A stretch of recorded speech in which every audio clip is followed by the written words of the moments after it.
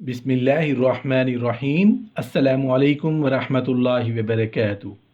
خواتین کے لیے آسانیاں اور پریشانیاں۔ نبی کریم صلی اللہ علیہ وآلہ وسلم کی احادیث سے ثابت ہوتا ہے کہ اسلام عورتوں پر ظلم نہیں کرتا، بلکہ فطرت کے مطابق انعامات کی بارش کرتا ہے۔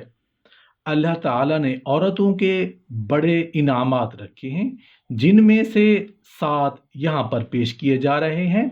نیک عورت اپنے خاوند سے پہلے جنت میں جائے گی۔ جس عورت کا خاوند اللہ کے راستے میں ہو اور بیوی پردے کے ساتھ گھر میں رہے، یہ عورت دوسری عورتوں سے 500 سال پہلے جنت میں جائے گی۔ جب کسی عورت کا بچہ پیدا ہو جائے، اس کے لیے 70 سال کی نماز اور روزوں کا ثواب لکھا جاتا ہے، اور بچہ پیدا ہونے میں جو تکلیف برداشت کرتی ہے، ہر رگ کے درد پر ایک حج کا ثواب ملتا ہے۔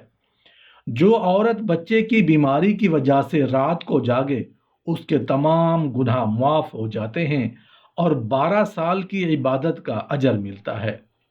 جو عورت اپنے جان و مال سے اپنے خاوند کو خوش کرنے میں لگی رہے، اللہ اور اس کے رسول کریم صلی اللہ علیہ وآلہ وسلم کے نزدیک وہ سب سے اچھی عورت ہے۔ رسول اللہ صلی اللہ علیہ وآلہ وسلم نے عورت کو ایک زائد انعام عطا فرمایا کہ ماں کے قدموں تلے جنت ہے۔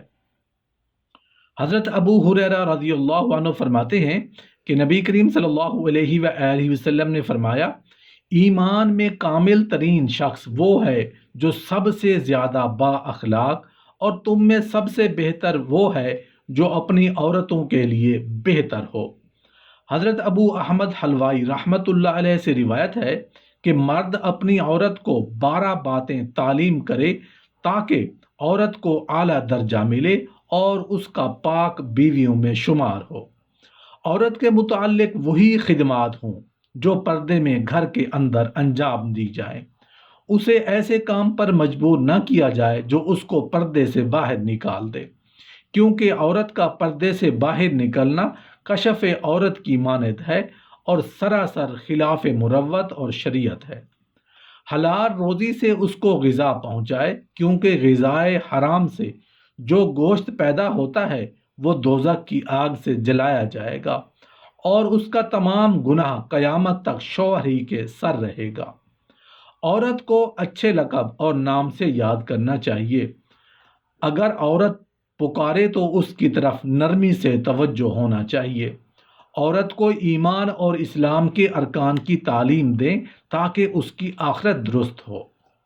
عورت کے عزیز و اقارب سے محبت اور سلوک کا برتاؤ رکھا جائے۔ اگر عورت سے کوئی خطا سرزد ہو تو اسے پوشیدہ رکھیں، اس کا عیب ظاہر نہ کریں، کیونکہ عورتیں سر سے پاک تک عیبوں سے بھری ہوئی ہیں، سر سے پاؤں تک عیبوں سے بھری ہوئی ہیں۔ اگر عورت سے کوئی نیک کام انجام پائے تو اس کے اور اپنے شوہر، رشتہ داروں پر اس کا اظہار اور تعریف کرنی چاہیے۔ عورت کو ہر وقت باوضو رہنے کا حکم دیا گیا ہے۔ عورت کے رہنے کے لیے اچھی جگہ مکان لے جہاں کے ہمسایہ شریف ہوں۔ اکثر معاملات میں جن کو عورت سمجھ سکے اس سے مشورہ کیا اور لیا جا سکے۔ عورت کو تاکید کریں کہ سائل کو دروازے سے محروم نہ بھیجیں، بلکہ خیرات دے کر یا نرمی سے جواب دے دیا کریں۔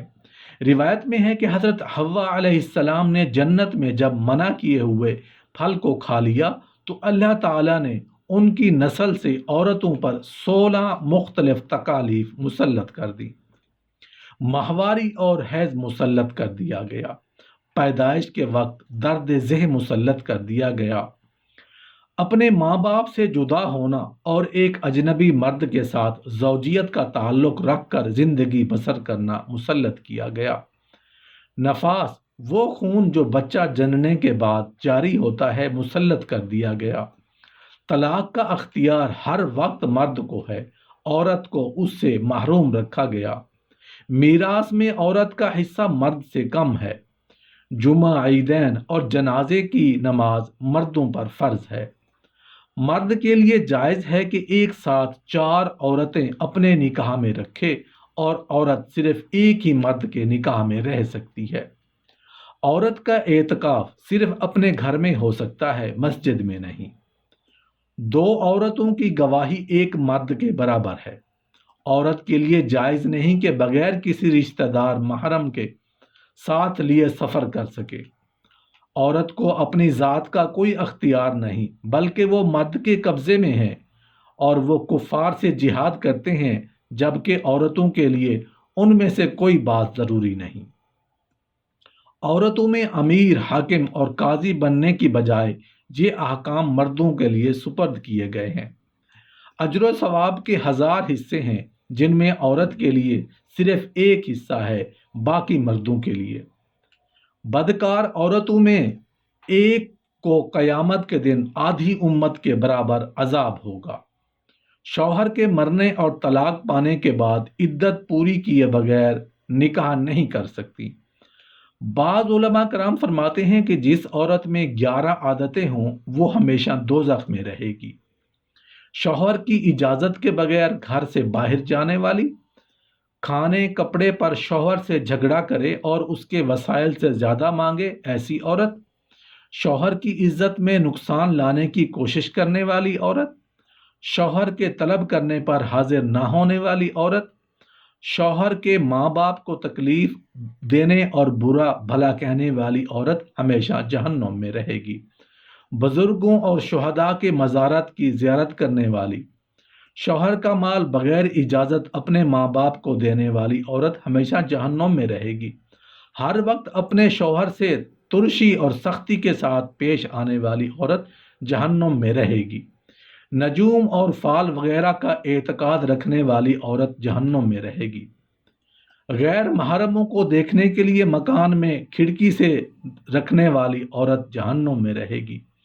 گانے بجانے میں مشغول رہنے والی عورت جہنم میں رہے گی۔